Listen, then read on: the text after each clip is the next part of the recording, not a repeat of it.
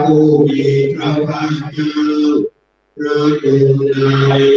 ปราดไว้ดีแล้วสุปฏิปันโนยะถาภะวันโตภะวันกันทั้งปวงพระสิงสาวกของผู้มีพระภาคเจ้าปฏิบัติดีแล้วสัมปยังภะคะวันตังตถามังตัสสังฆังกะเรยะทารังอาโรปิเตยะวิปุโปชยามะขอนอบน้อมแด่พระผู้มีพระภาคเจ้าพระองค์นั้นซึ่งเป็นผู้ไกลจากกิเลสตรัสรู้ชอบได้โดยพระองค์เองขอความสุขความสงบความสันติจงมีแด่ชาวไทยและชาวโลกทุกชีวิตยินดีต้อนรับเข้าสู่รายการจำนันจาในวันนี้เชิญผู้เจริญทุกท่านได้สดับรับฟังตามสมควรแก่เวลานะครับขอบพระคุณที่ติดตามโดยเฉพาะอย่างยิ่งขอบพระคุณผู้อำนวยการสถานีวิทยุแห่งนี้เป็นอย่างสูงที่ได้กรุณาเอื้อเฟื้อเวลามาพูดถึงนานาสาระ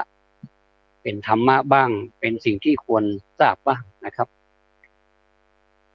เมื่อคืนที่ผ่านมาผมก็รู้สึกมีความคิดแวบขึ้นมาในใจว่าถ้าเช้าวันนี้หมายถึงเช้าวันพุธเป็นวันที่มานัดพบนักเรียนปัจฉิมวัยที่เทศบาลตำบลสันมหาพลอำเภอแม่แตงนะครับก็พอดีได้ปรนนิบัติคุณแม่ซึ่งมีอายุมากแล้ว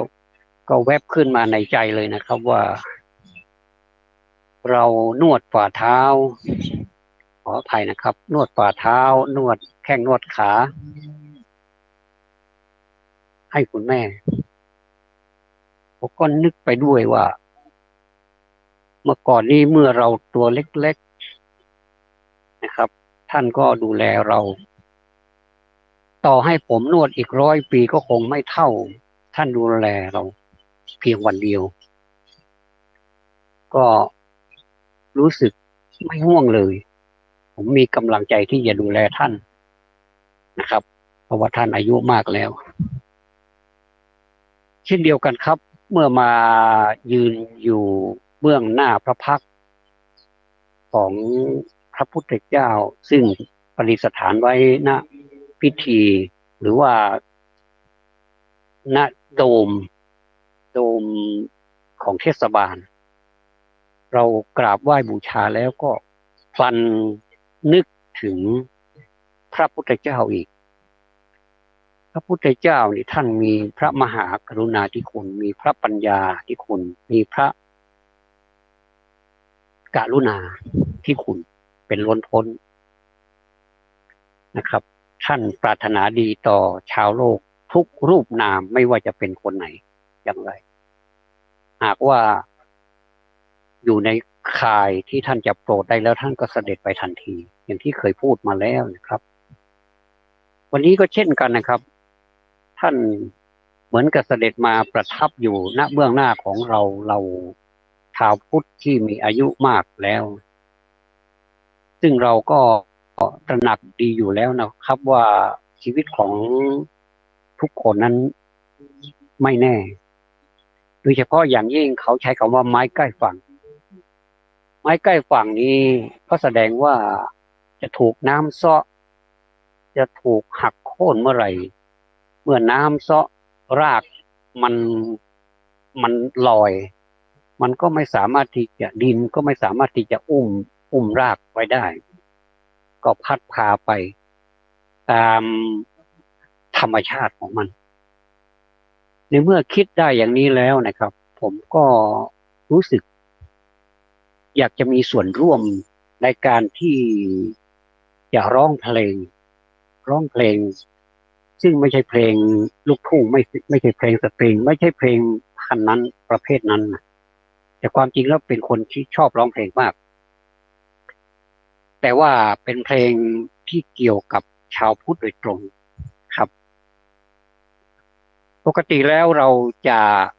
ร้องเพลงวอร์มก่อนที่จะเข้าพิธีการก่อนที่จะเปิดโรงเรียนเป็นอย่างทางการมีการเคารพธงชาติแล้วก็ไหว้พระแล้วก็ทำวัดเช้านะครับซึ่งขณะนี้ก็ทำวัดเช้าอยู่ผมก็เลยปลีกออกมาเพื่อให้ได้ยินเสียงถนัดนะครับเออเราก็พากันน้อมมโนนะมโนน้อมนอบน้อมด้วยเสียงเกล้าเพื่อถวาย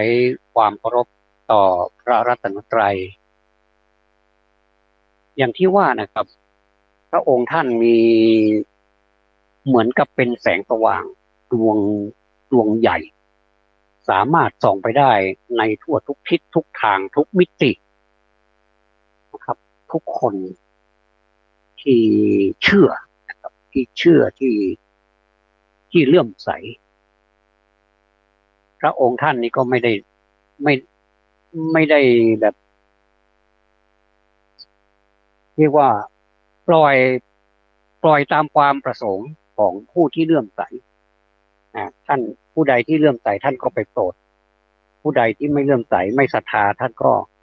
ก็ยกเว้นไว้อันนี้ชัดเจนนะครับในศาสนาในนักธรรมก็มีอยู่นะครับใช่ว่าพระองค์ท่านจะรังเกียจก็ไม่ใช่นะครับเพราะว่ามันเป็นคนละแนวอาจจะพูดคนละเรื่องเดียวกันแต่ก็พูดไม่รู้เรื่องก็จะเสียเวลา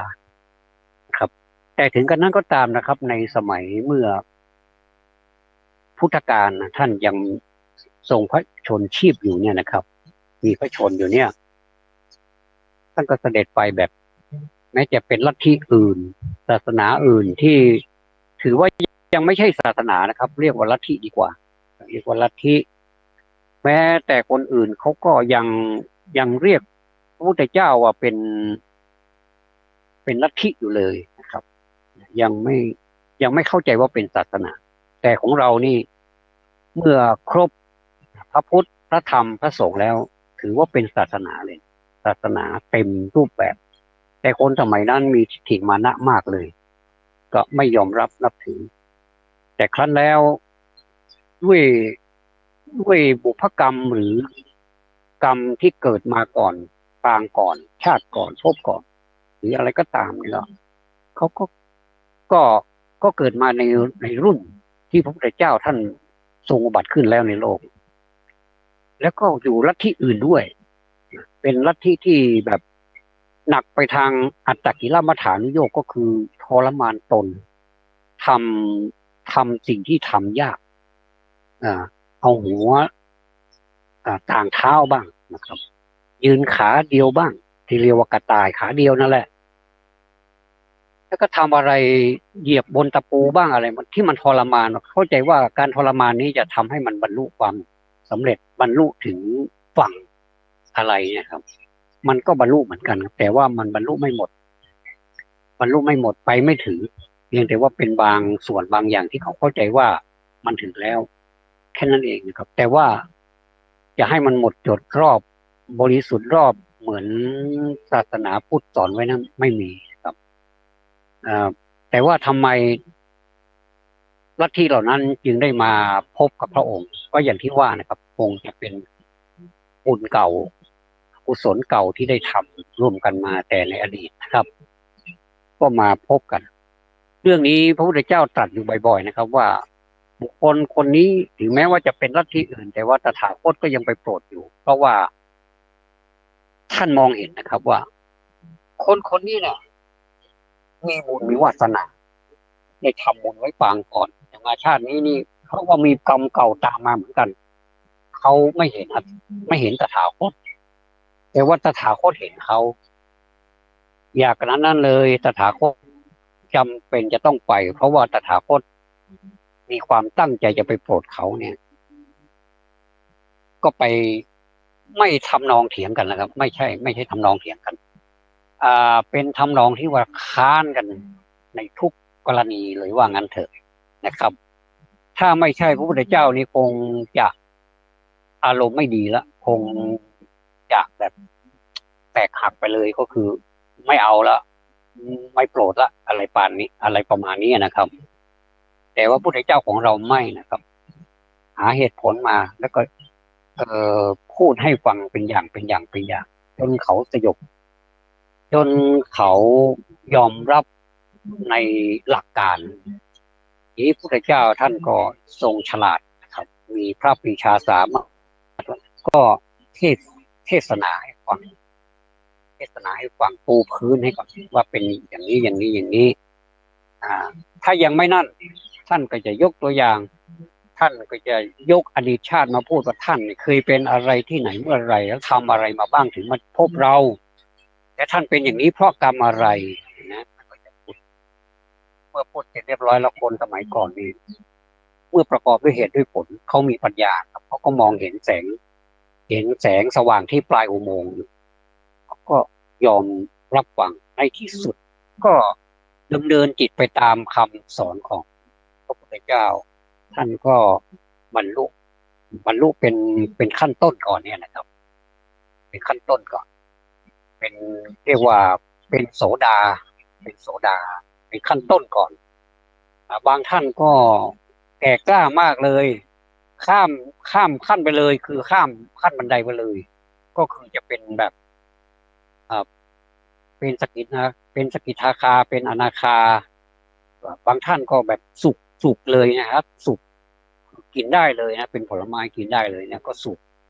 ก็จะเป็นอรหันต์เลยบางท่านก็บรรลุอรหันต์บนหลังช้างก็มีอ่าสารพัดนะครับที่จะบรรลุเราไปอ่านดูในธรรมบทมันสนุกมากเลยครับแล้วก็ทำไมท่านถึงได้เล่ามาเป็นเรื่องเป็นเพราะเหตุนี้เพราะฉะนั้นนี่เรื่องศาสนานี่มันไม่ใช่เรื่องที่จะมากั้นกันว่าใครเป็นศาสนาอะไรเนี่ยเหมือนกับสมาธิเนี่ยนะครับไม่มีอะไรเป็นเครื่องกั้นคือเราสามารถเรียนได้ทุกศาสนานะครับเพราะว่าสมาธิเป็นเรื่องของธรรมชาติความตั้งใจทุกคนก็ตั้งใจแต่ว่าจะวิธีการของความตั้งใจนั้นมันอาจจะไม่เหมือนกันอาจจะใช้วิธีการไปคนละอย่างอย่างเนี้ยนะครับก็รวมความว่าสมาธิก็คือเป็นของกลางที่ให้คำว่าความตั้งใจความตั้งใจมั่นนะมีจุดเดียวที่จะต้องไปถึงให้ได้อย่างนี้เรียกเป็นสมาธิคนสมัยก่อนแม้ว่าจะเป็นลัทธิอื่นเขาก็จะมีสมาธิเหมือนกันเล่นนั่งได้เป็นวันๆนะครับผมก็แปลกใจบางศาสนาเขาก็ไม่ได้สวมเสื้อสวมกางเกงอะไรเลยเขาก็แบบเขาก็อยู่ได้ไม่มีใครรังเกียจใครหนำซ้ำก็ยังนับถือกันด้วยซ้ำไปทางไหนเขาก็เคารพนอบน้อมรับใช้นะครับอันนี้เป็นลัทธิที่อยู่ในเมื่อก่อนนี้ถ้าเราไปค้นใน YouTube ก็จะเจออะไรมากมายเขายังบอกว่ามีอยู่ลัทธิเหล่านี้ก็ยังพอมีอยู่แล้วก็เขาก็อยู่ร่วมกันได้อ่าในในขณะที่ศาสนานี่มีต่างศาสนาเหลือเกินนะครับผมก็เลยแบบมีใจร่าเริงในเช้าวันนี้นะครับหลังจากที่ร้องเพลงซึ่งเพลงนั้นก็จะเป็นเพลงร่มอารามที่ดังๆที่ร้องแล้วเกิดความชื่นใจนะครับแล้วผมก็มาต่อด้วยอ่าอะไรพุทธานุภาพนะครับ โลกมีศาสดาตถาคตอยู่อันนี้เป็นศิลปินรวมนะครับเป็นศิลปินหมู่ซึ่งมีครูสุเทพวงศ์กำแหงวงศ์คำแหงเป็นผู้เริ่มต้นและต่อมาก็จะมีเอ่อคุณครูรุ่งฤดีแพ่งผ่องใสแล้วก็มีคุณครูดาวใจไพจิตรครับสันติเสียงดังๆชัดๆดังๆก้องกังวานนะครับ สันติรุนเพนะครับเอ่อท่านเหล่านี้นี่ผมว่าได้รับบุญเต็มๆเลยเพราะว่าเป็นการเผยเผยแผ่ศาสนาโดยใช้เพลงนี้เป็นสื่อผมก็มีความประทับใจผมก็เลยว่าครั้งก่อนครั้งก่อนนั้นก็มาร้องตามที่ขึ้นโปรเจคเตอร์ใช้ใช้เพลงขึ้นมีซับให้ร้องด้วยนี่ปรากฏว่าไม่ได้ผลไม่สำเร็จครับตอนนี้เราก็ร้องแบบช้าๆเอาท่อนเดียวพอครับเพราะว่าท่อนแรกนี้เป็นร้องแบบสโลว์ช้าๆนะครับพอท่อนที่สองปุ๊บนี่จะเร็วเป็นท่อนเร็วมากเลยก็เอ่อผู้ร่วมร้องนี่ก็จะร้องไม่ทัน ก็เลยร้องเป็นจังหวะช้าๆ ก็จะทำไปเรื่อยๆนะครับใครที่ยังมีชีวิตอยู่ก็จะได้ร้องไปเรื่อยๆใครที่จากไปแล้วก็แล้วไปไม่ว่าเขาไม่ว่าเราก็จะจากไปสักคนใดคนหนึ่งในจำนวนนี้นะครับแต่เราก็ไม่อยากจะให้ใครจากไปนะครับเราไม่ได้ไม่เราอยากจะอยู่ด้วยกันไปนานๆครับเอ่อท่านผู้เจริญทั้งหลายครับ ของพันธุ์นี้เนี่ยมันกำหนดไม่ได้ครับกำหนดไม่ได้ว่าใครจะอยู่ใครจะไปแล้วก็ยังมาทายกันอีกนะครับมาทายเป็นโหนทายอีกเป็นหมอดูทายอีกว่าคนนี้นี่มีอายุมากแล้วนี่เดี๋ยวก็ไปแล้วเนี่ยไหนได้นะครับอยู่นานกว่าคนที่พูดอีกนะครับ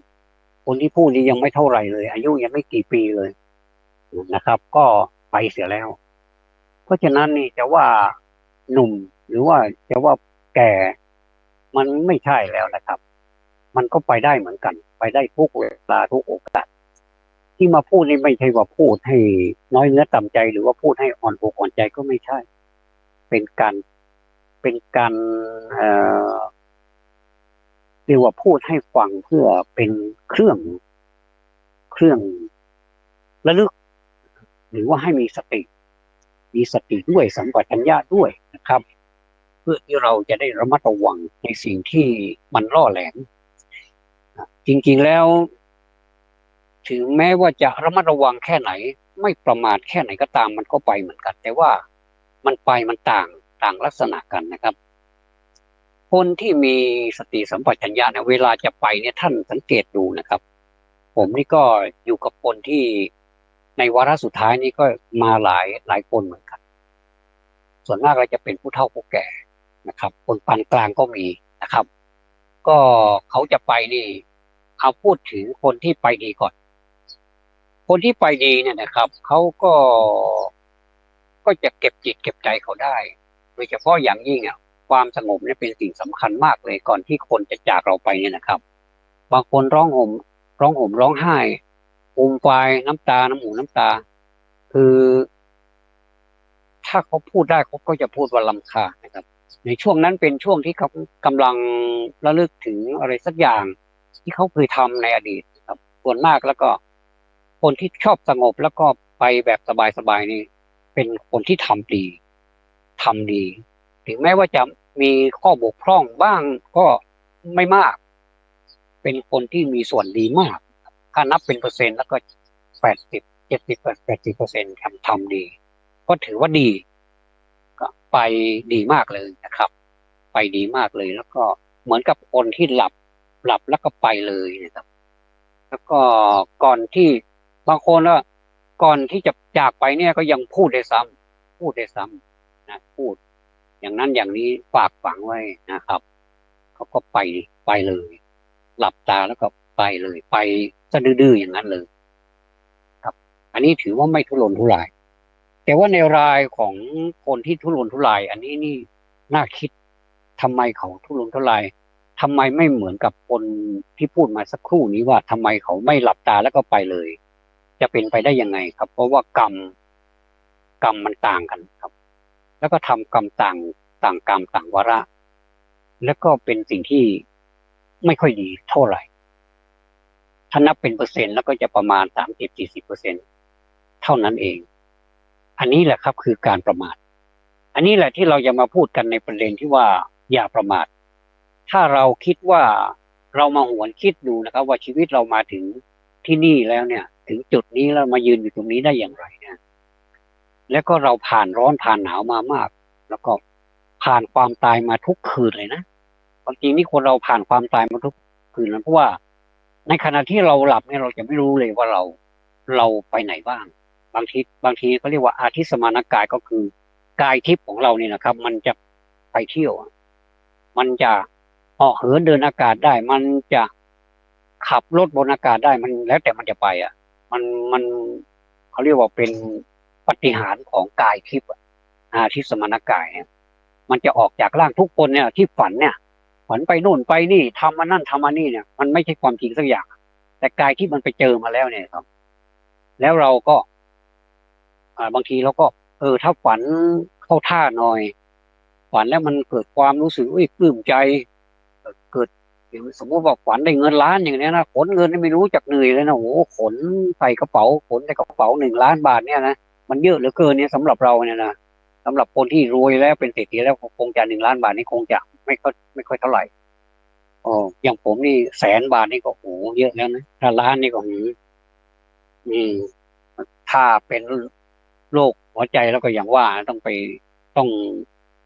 ถ้าได้เงินล้านนี่ก็ต้องนั่งสมาธิก่อนนะถ้าไม่งั้นนี่อาจจะไม่ได้ใช้เงินก็ได้นะครับก็ทำไมมันเป็นอย่างนั้นทำไมไปนับเงินได้ถึงขนาดนั้นแล้วพอตื่นขึ้นทำไมไม่มีสักบาทสลึงหนึ่งก็ยังไม่มีเลยแล้วเราก็มาลำดับบางทีนะครับเราลำดับความฝันของเราเนี่ยยังไม่ปฏิปต่อเลยเราพยายามมาจิ๊กซอว์ให้มันเข้ากันเป็นตัวเป็นตนขึ้นมาว่าเราไปอยู่จุดไหนอย่างไรบ้านเลขที่อะไรสถานที่นี้เราจำได้หมดมันไม่ใช่มันไม่มีครับมันลืมไปหมดแสดงว่าความจำที่อธิสมานกายของเราไปท่องเที่ยวอยู่นะเราจำไม่ได้เราจะจำได้บางส่วนเราจะจำรวบยอดเอาว่าเราฝันได้ตังค์แค่นั้นเองแต่สถานที่จำไม่ได้อยู่ไหนก็ไม่รู้นะครับบางทีเราไปพบเพื่อนเก่าเราก็ไปคุยกันนั่งดื่มด้วยกันนั่งกินด้วยกันอย่างนี้ก็มีแต่ว่าเขาตายไปนานแล้วนะแต่เรายังไปดื่มไปกินกับเขาอยู่อันนี้ก็เชื่อว่าเขาคงจะได้อยากกินอะไรกับเราก็ไปถวายอาหารอ่าไปไปอุทิศส่วนกุศลให้เขาอย่างนี้ก็มีแสดงว่าอาชีพสมานกายของเรานี้ท่องเที่ยวไปแม้กระทั่งคนที่จากไปแล้วนี่เรายังไปปฏิสัมพันธ์กับเขาอยู่นะครับก็ทำให้เกิดความมันเหมือนกันนะครับถ้าไปพบในสิ่งที่ดีก็ยินดีด้วยแต่ถ้าสมมุติว่าไปพบกับความทุกข์ความโศกโรคภัยไข้เจ็บฝันเห็นตัวเองตายบ้างเนี่ยฝันเนี่ยอาชีพสมานกายนะอาชีพสมานกายบางทีก็ยืนดูศพตัวเองนอนในโรงเนี่ยนะโอ้จะทำยังไงดีเนี่ยนะก็รีบเข้าไปถ้าไม่งั้นนี่เดี๋ยวก็จะไปเฉยเลยจะไปซะดื้อๆอย่างนั้นเลยอย่างนี้ก็มีแต่บางคนก็ไปแล้วตั้งหลายวันแต่เนื้อตัวก็ยังอุ่นๆอยู่ยังนิ่มๆอยู่ไม่แข็งยังเหมือนกับว่าสลบไปครับเหมือนกับตายแล้วนะครับ แต่เขาก็กลับเข้ามาทันท่วงทีก็เข้าสู่ร่างก็ลุกขึ้นมาได้อย่างนี้ก็มีบางคนก็เล่าเหตุการณ์เป็นตุเป็นตะบอกไปแล้วตั้งหลายวันเขาเรียกว่าตายแล้วฟื้นนั่นนะครับเมื่อฟื้นขึ้นมาแล้วก็มาเล่าเป็นเหตุการณ์อย่างนั้นอย่างนั้นอย่างนั้นเราจะเชื่อหรือเปล่าก็ยังไม่ทราบแต่ละท่านผมก็ว่าบางทีก็อาจจะเป็นอย่างที่เขาพูดก็ได้นะครับอันนี้ผมก็ตัวผมเองนี่ก็เคยฝันเคยอาทิตสมานกายออกจากร่างไปนี่ไปไปเหาะนะครับเหาะจากที่นี่ไปนู่นมันสนุกเหลือเกินนะเหมือนกับเราเป็นวิทยายุทธหนังจีนอะไรมันเก่งกว่านั้นอีกนะครับมันเหาะโดยที่ว่าไม่ต้องใช้อะไรไม่ต้องใช้อะไรช่วยเลยนะครับไม่ต้องใช้อะไรช่วยเลยนะถ้าเป็นหนังนี่ยังใช้อุปกรณ์ในการเหาะต้องมีอุปกรณ์ในการเหาะเป็นหนังแอคชั่นเนี่ยนะครับเรียกว่าเหาะฟันฟันดาบ สู้กันเนี่ยเป็นแอคชั่นนะแต่ว่าของเรานี่มันห่อไปจริงๆห่อท่านเคยห่อไหมล่ะท่านผู้ฟังก็คงจะเคยห่อแต่ผมก็เคยห่อนะแต่ในฝันนะครับห่อไปจากจากที่นี่ไปที่นู่นจากที่นู่นไปที่นู่นไปไกลเลยนะนี่มันเหมือนกับจิตเรานี่เรียกมันกลับมาว่าอย่าไปไกลเลยเดี๋ยวจะตายนะแล้วมันก็รู้สึกมันเขาเรียกว่า มันรับคำสั่งเรานะมันรู้นะมันไม่ดื้อนะมันไม่ดื้อมันก็กลับมาแล้วก็เข้ามาสู่เรามันมาสู่เราในช่วงไหนช่วงที่เรากำลังพลิกฟื้นพลิกพลิกร่างกายพอดีมันมาประจบกันพอดีปุ๊บเราก็ขอโทษนะอยากจะเข้าห้องน้ำตามภาษานะพอตื่นแล้วก็อยากจะเข้าห้องน้ำเนี่ยหน้าหนาวนี่ยิ่งแล้วใหญ่เลยต้องเข้าห้องน้ำบ่อยๆก็เลยกลับเข้ามาในร่าง ก็ก็พยายามที่จะอ่พยายามที่จะจำเอาไว้ว่าตัวเองไปเหาะที่ไหนมานะครับบางทีผมก็พกปากกาไว้ข้างๆมีสมุดเตรียมไว้หมดเลยกระดาษเตรียมไว้หมดเลยพอนี่มาแล้วก็เล่าเหตุการณ์เป็นตู่เป็นตะว่าฝันอะไรอะไรเนี่ยมันก็ได้เป็นเรื่องเป็นราวเหมือนกันนะครับแต่ว่าถ้าในกรณีที่เราไม่มีปากกาไม่มีสมุดอย่าไปนึกเลยว่ามันจะจำได้นะครับมันจำไม่ได้อันนี้ก็แสดงว่า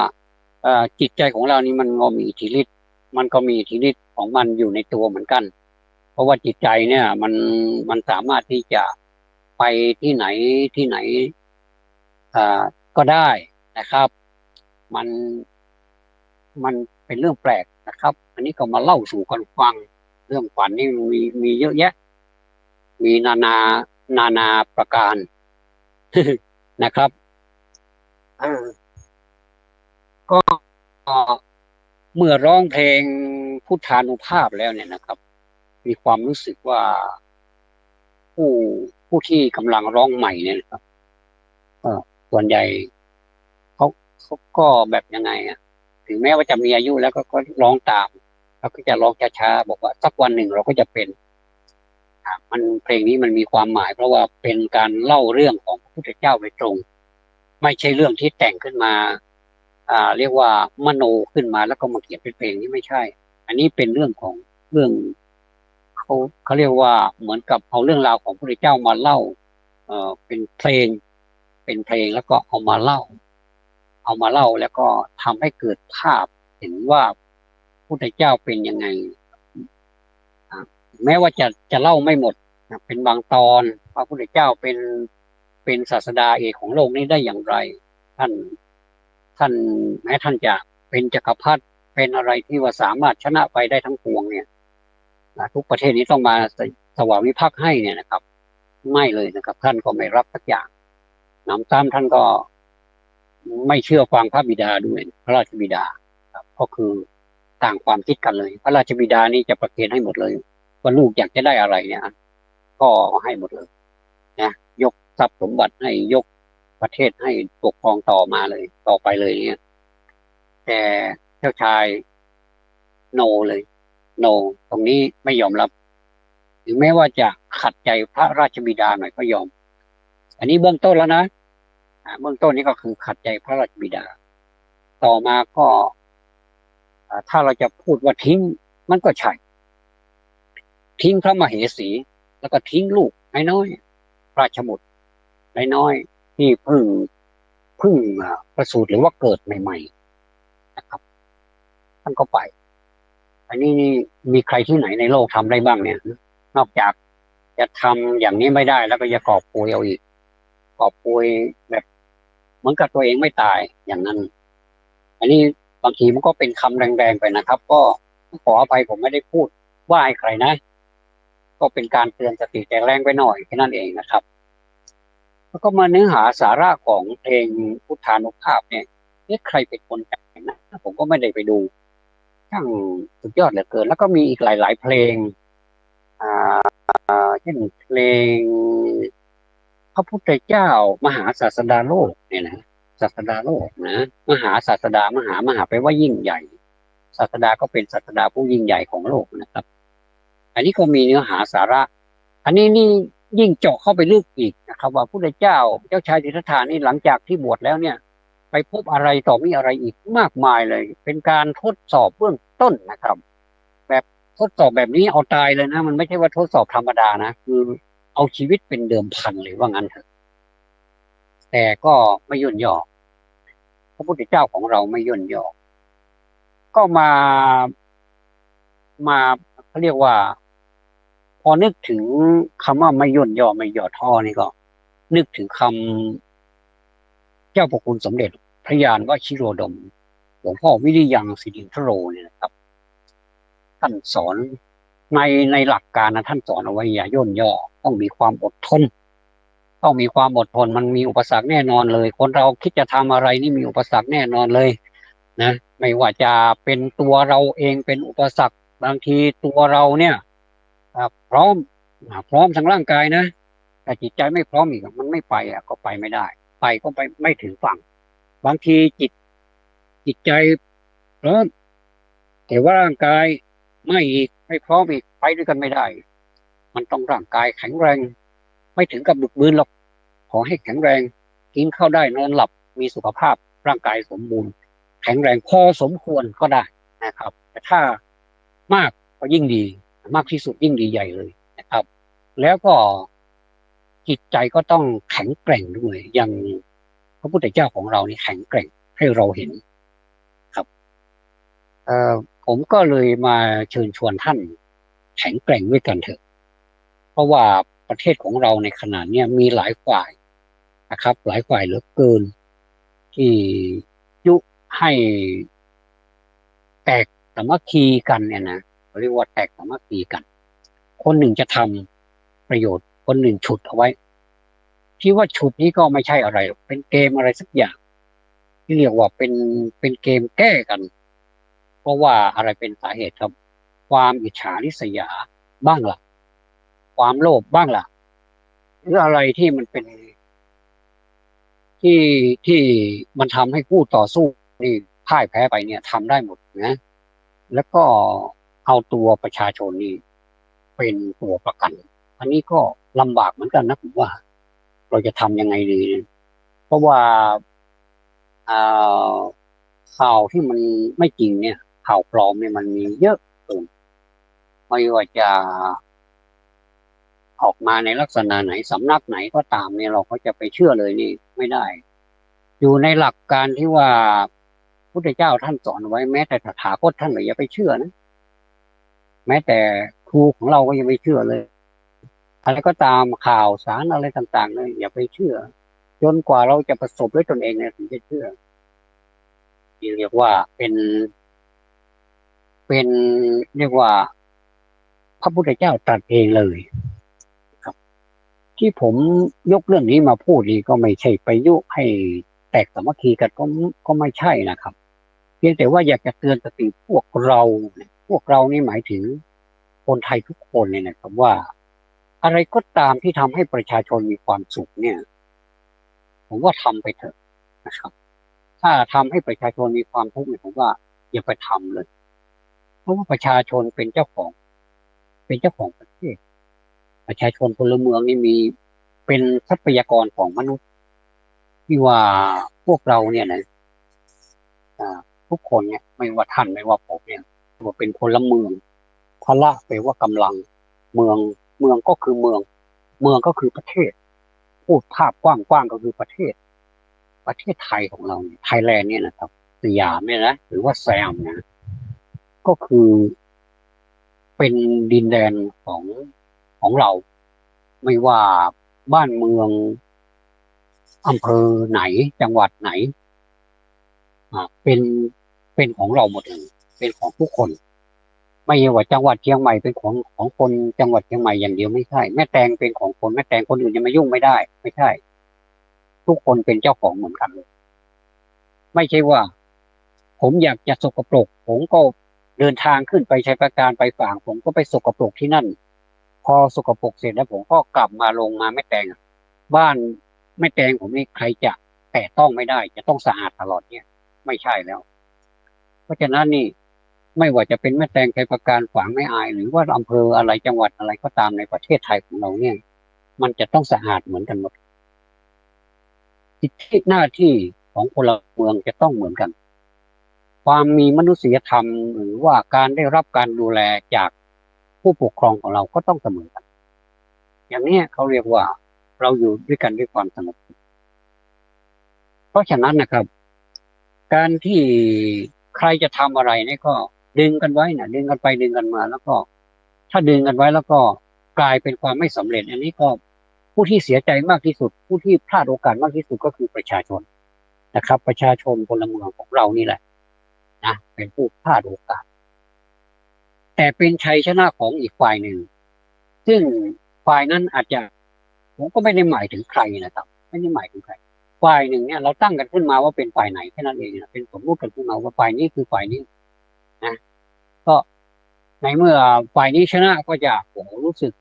ถือหมกถือใจมีความสุขเหลือเกินแต่อีกฝ่ายนี้มีความรัดกุมทุกข์เหลือเกินเนี่ยผมว่ามันไม่บาลานซ์มันไม่สมดุลเพราะฉะนั้นอะไรก็ได้ที่มันอยู่ตรงกลางเราเอาประชาชนอยู่ตรงกลางแล้วเราก็บอกว่าประชาชนต้องมีความสุขนะถ้าอย่างนี้ผมโอเคด้วยนะครับแล้วก็ไม่ว่าเป็นไม่ใช่ว่าจะหมายถึงเรื่องใดเรื่องหนึ่งแค่นั้นเองนะครับทุกเรื่องที่ประชาชนได้ความสุขอย่างเช่นว่า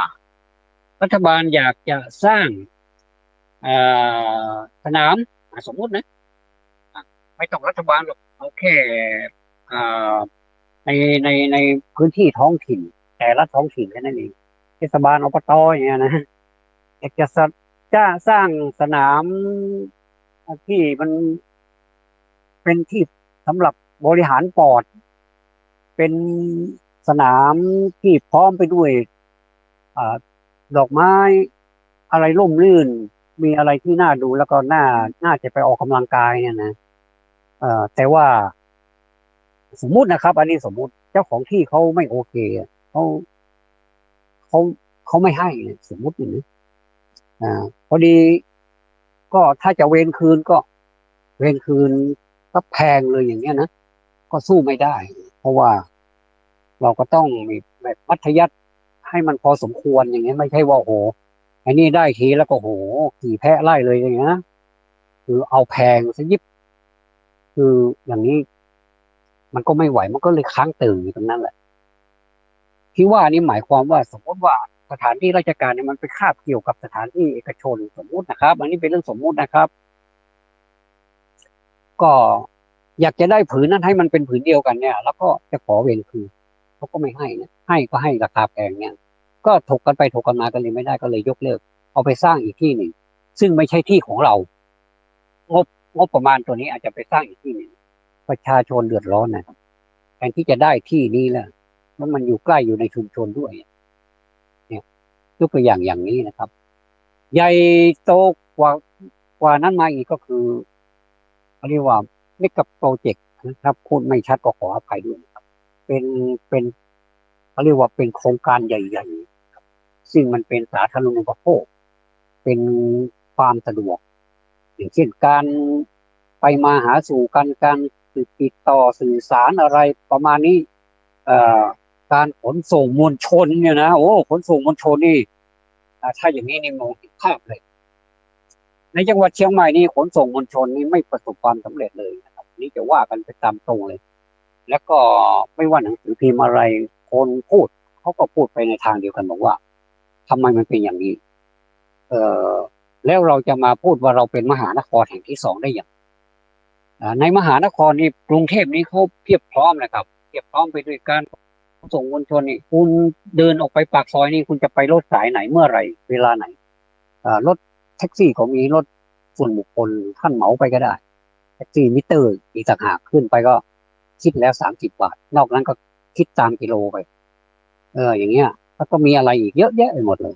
ก็มีวินมอเตอร์ไซค์ด้วยทุกสิ่งทุกอย่างนี้มันสะดวกสบายไปหมดเลยแต่ของเรานะครับนะตั้งจังหวัดนี้ใหญ่จริงๆนะแต่การขนส่งมวลชนนี่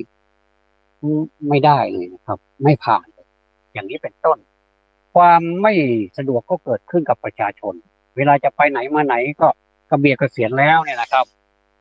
เราก็กระเบียดกระเสียนแล้วเราจะทำยังไงเนี่ยเราจะไปนี่มันก็ต้องราคาเท่านี้เท่านี้นะถ้าเราเป็นขนส่งมวลชนเนี่ยนะอย่างกรุงเทพเนี่ยเขาใช้คำว่าขนส่งมวลชนกรุงเทพขสมกผมเองก็เคยเป็นศิษย์เก่านะผมเป็นพนักงานขนส่งมวลชนนะขสมกสาย 97ถ้าจะอธิบายได้เนี่ยผมอธิบายได้เพราะผมอยู่มาก็พอสมควรรู้เวลาเก็บค่าโดยสารทำยังไงระยะเวลาของมันเป็นยังไงฉีดตั๋วยังไงเดี๋ยวนี้เขาเรียกว่าสัญญาอนิจจาก็คือสัญญาไม่เที่ยงความจำได้ไม่รู้อะไรมันก็มันก็เรียกว่าเปลี่ยนแปลงไปยอมรับแต่ว่าถ้าจะอธิบายแบบนิดๆพอเข้าใจนี่อธิบายได้ ขนส่งมวลชนเนี่ยขสมกเนี่ยนะครับอู่ที่ผมอยู่เนี่ยมันอู่พีระอยู่ที่เตาปูนนะครับแล้วมันเป็นเส้นทางที่จะเดินทางไปปากน้ำปากน้ำจังหวัดนนท์มันก็เริ่มต้นจากนู่นมาเลยนะครับจากปากน้ำมาเลยมันเป็นตลาดแล้วก็มีโอ้ในกรุงเทพนี่มีคลองเยอะเหลือเกินไม่ว่าจะเป็นนนทบุรีสมุทรปราการอะไรเนี่ยคลองแถวนั้นมันจะมีคลองกันเยอะเลยครับเป็นไปหมดเลยเออแล้วก็เราก็เมื่อกี้นี่ไม่ได้พูดนะว่าการขนส่งทางเรือก็สะดวกนะครับมีเรือบริการข้ามฟากอะไรสารพัดเลยนะอันนี้เพิ่มเติมให้ทีหลังแล้วก็วิ่งจากนนท์จากปากน้ำนะครับมาอ่าสายกรุงเทพนนทบุรีมามาถึงก็ผ่านอู่อิระที่ว่านี่ไงที่เตาปูนเนี่ยนะครับแล้วก็มาปฏิพัฒน์ปฏิพัฒน์แล้วก็มาสะพานควายแล้วก็เลี้ยวขวามันเป็นแยกใหญ่แล้วก็เลี้ยวขวาไปอนุสาวรีย์ชัยสมรภูมิแล้วก็เข้าไปข้างโรงพยาบาลพระมงกุฎถนนโยธีแล้วก็ไปสิ้นเอาข้างโรงพยาบาลศูนย์อันนี้นะครับโดยย่อๆนะครับก็จะเป็นอย่างนี้ชีวิตของสมคก็เป็นอย่างนี้แต่เขาก็ทำงานกันอย่างมีความสุขถึงแม้ว่าจะลำบากผมก็ไปคลุกคลีตีโมงกับเขาด้วยนะครับเป็นคนบ้านนอกแต่ว่าไปได้งานนั้นในระยะหนึ่งก็มีทั้งทุกข์มีทั้งสุขแหละครับมีสุขก็ประเดี๋ยวเดียวมันก็ทุกข์อีกมีทุกข์ประเดี๋ยวเดียวมันก็กลับมาสุขอีกมันก็ปนเปกันไปนี่ก็พอเลี้ยงตัวไปได้อยู่ไปได้อ่ามันก็ไม่ร่ำไม่รวยอะไรแต่ว่ามันก็พอมีกินมีใช้อยู่พอสมควรนะครับชีวิตก็ผันแปรไปอย่างนี้เนี่ยพูดถึงว่าอ่าเมื่อกี้นี่พูดถึงว่าขนส่งมวลชนถ้าเป็นอย่างกรุงเทพจังหวัดอื่นๆถ้าเป็นอย่างกรุงเทพเป็นผมโอเคผมยกให้เป็นที่สองกรุงเทพเลยครับมีหลายท่านเอาพูดผมก็เลยหยิบยืมความพูดของคนอื่นมาพูดด้วย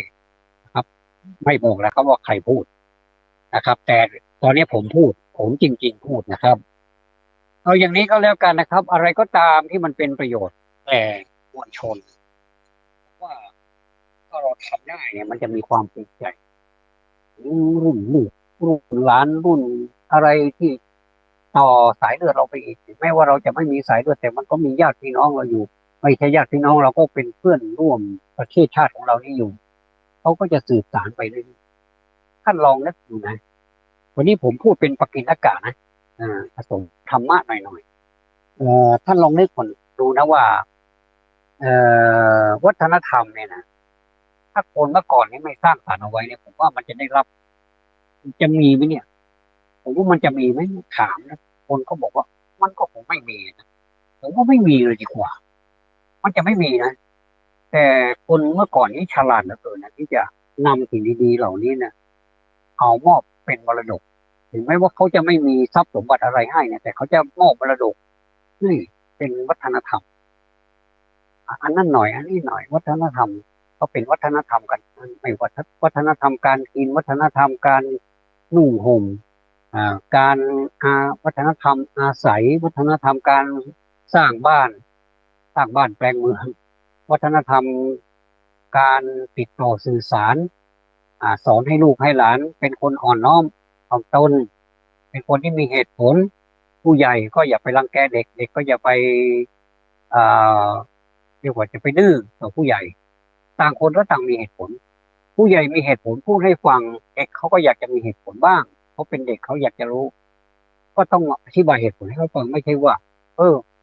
เขาสั่งกูมาอย่างนี้กูก็บอกมึงต่อแล้วก็ไม่มีอะไรขอโทษนะครับเขาจะพูดอย่างนี้นะกูก็รู้มาแค่นี้แล้วมึงจะพูดอะไรมากนอนอย่างเงี้ยนะแล้วเด็กก็เกิดความสงสัยอยู่นั่นแหละหลับก็ฝันหันไปเรื่อยฝันหันไปเรื่อยแล้วโอ้ฝันหันฝันร้ายไม่ได้ฝันดีหรอกนะก็เอาเรื่องของผู้ใหญ่นี้มาคิดว่าแล้วมันก็เป็นอาทิสมานการก็เที่ยวไปเรื่อยแล้วก็ในฝันนั้นก็เป็นความโชคดีของมันนะมันก็มาแก้หมดเลยคำถามที่เราถามผู้ใหญ่ที่ผู้ใหญ่ไม่ตอบนะอาจจะอยากจะตอบแต่ว่ารำคาญหรือเปล่ายังเด็กมากไปยังไม่ถ่ายทอดให้ไม่สมควรถ่ายทอดให้อย่างเงี้ยแต่ถ้าเป็นเด็กนี่นะถ้าถ่ายทอดได้โอกาสเนี่ยถ่ายทอดเลยเขาจะ เขาจะเป็นคนที่แบบมีความจำดีมากครับเนี่ยเขาก็ไปได้คำตอบจากที่ฝันก็ผู้ใหญ่นั้นก็เลยกลายเป็นไม่เป็นที่นับถือของเด็กไปนะบางทีครอบครัวมีปัญหาอะไรเนี่ยก็เกี่ยวกับเรื่องเล็กๆน้อยๆนะเรื่องจิ๊บจ้อยในครอบครัวมันก็เลยกลายเป็นเรื่องใหญ่โตไปเลยผมว่าน่าเสียใจเสียดายเวลาครับเพราะฉะนั้นนี่รีบสอนเขาเลยรีบถ้าพูดอะไรก็พูดไปเลยก่อนที่เราจะจากโลกนี้ไปเพราะทุกคนมีสิทธิ์จากหมดนะครับไม่ใช่ว่าพ่อจะไปก่อนลูกจะไปลูกก็มีสิทธิ์ที่จะไปก่อนพ่อได้เหมือนกันแต่มันก็ไม่เสียหายอะไรนะครับการถ่ายทอดในสิ่งที่มันดีๆเนี่ยอย่างที่ผมพูดในขณะเนี้ยนะครับผมก็ยังไม่ได้ครึ่งของนักปราชญ์ท่านเลยผมก็มาพูดตามความรู้สึกแล้วก็ตามที่ผมได้ประสบประการมาแล้วก็มาพูดให้พวกเราได้ฟังกันเนี่ยนะครับอาจจะไม่ได้รสชาติอะไรมากมายไม่ปฏิดประต่อไม่เป็นระเบียบคือพูดอะไรก็พูดอยากจะพูดอะไรก็พูดเนี่ยนะเป็นสมกับคำว่าจำรัญญาเนี่ยจำรัญญาแปลว่าการนำเสนอในการพูดต่างๆทุกมิติพูดอะไรก็ได้นะครับก็เราก็จะได้ไม่เสียใจต่อไปก็เรียกว่าอะไรถึงพ่อจะไปถึงแม่จะไปก็พ่อแม่ก็จะนอนตายตาหลับถึงพ่ออุ้ยไม่อุ้ยจะไปพ่ออุ้ยไม่อุ้ยก็นอนตายตาหลับมอนจะไปแล้วก็มอนอายุ100ล่ะมอนจะไปแล้วนอนมอนก็นอนตายตาหลับใครว่าคนอายุมากนะไม่เป็นห่วงเหมือนกันตามสัญชาตญาณของมนุษย์นะครับว่าเออคนเราก่อนจะจากไปเนี่ยไม่ว่าจะอายุเท่าไหร่ก็เป็นห่วงสั่งเสียแล้วสั่งเสียอีกนะก็คนหนุ่มก่อนจะไปเอ่อไม่ทันสั่งเสียอะไรเพราะว่ามันปุ๊บปั๊บก็ไปแล้วอย่างเงี้ยนะอย่างที่เราเห็นบางทีก็เป็นอุบัติเหตุเร็วเหลือเกินเนี่ยไม่ได้สั่งเขาก็ไปเขาก็เลยผู้ใหญ่ที่อยู่ข้างหลังก็รู้สึกเสียใจแก่มันก็ไปแล้วทำไงได้ครับอันนี้แหละที่มาพูดอยู่เป็นประจำนี่แหละนะครับก็รวมอยู่นี่แหละถ้าจะรวมไปแล้วก็เป็น3 อย่างด้วยกันละท่านก็คือ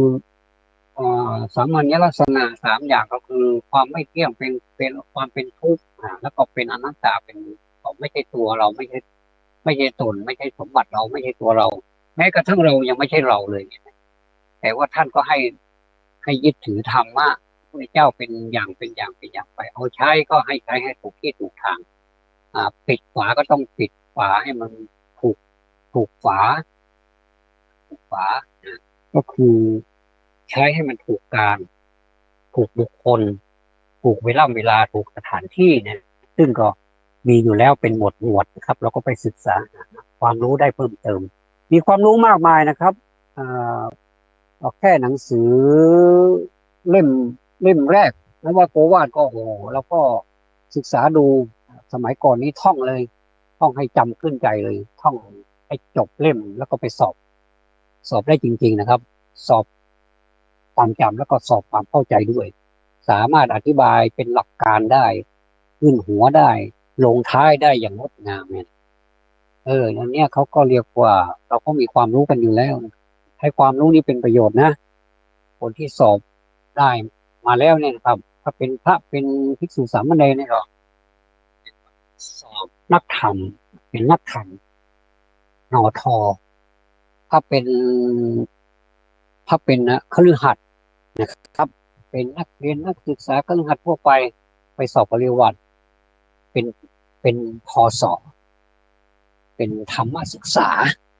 นะเป็นธรรมศึกษาแต่ว่าหลักสูตรก็เหมือนกันหลักสูตรก็เหมือนกันก็ใช้ในลักษณะเดียวกันแต่ว่าเพียงแต่ว่าเรียกชื่อแค่นั้นเองก็เป็นของสมมุตินะครับถ้าเป็นบาลีก็ถ้าเป็นพระเขาเรียกว่าเป็นเป็นปรริยนธรรมเป็นปอท